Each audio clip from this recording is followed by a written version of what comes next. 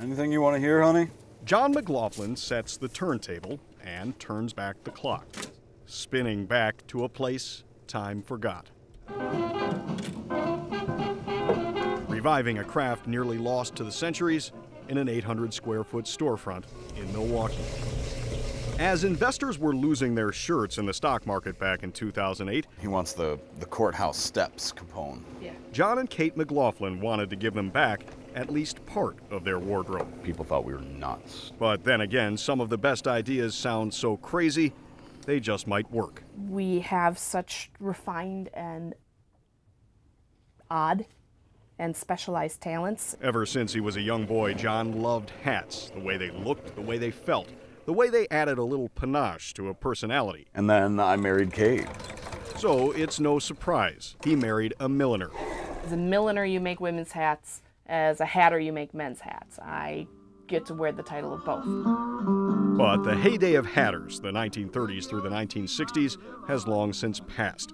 There are now only about a half dozen left in the United States. There are a small handful of us that, keep the traditions alive. That was until an unlikely resurgence of the hat in popular culture. Shows like Mad Men. There were 7 commercials that showed men in hats. A couple days later, she looked at me in the car and she goes, Honey, what do you think about opening up a hat store? it took me about 30 seconds and I said, yeah.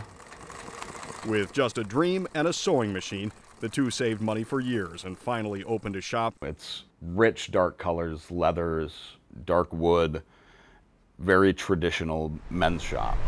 The Brass Rooster was born, and customers flocked to the new custom hat shop. Boy, you've got the hats. I'm so glad that we came down here. Everything gets done right here in-house. The artists work in plain view. We do things really traditionally around here. As sales increased and business boomed, another idea blossomed. Sell and launch a new high-end American-made, handmade product from a small store like this. This time, the man who uses tools made in the 1800s turned to a modern invention, the internet, as a way to pass the hat. It's a way for them to get involved and to back things that they really believe in without having to disturb their daily life. This fall, the Brass Rooster will launch its own designer line with distribution in shops across the country. It's very basic tools, but the things that you can create with them are unbelievable. Creating a thriving business in a struggling economy, melding art and fashion, and continuing a time-honored tradition, all worth a tip of the hat. In Milwaukee, Mike Lowe, Fox 6 News.